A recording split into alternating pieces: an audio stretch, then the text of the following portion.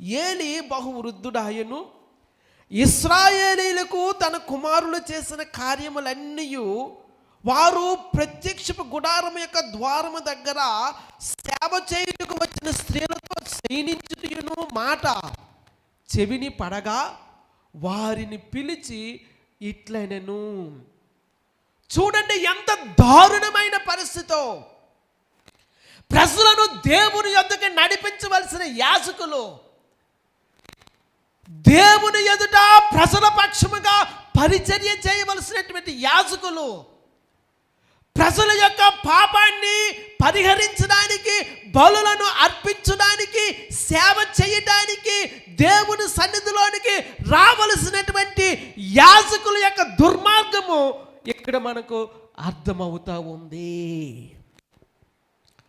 ప్రియులారా, ఇది చాలా భయంకర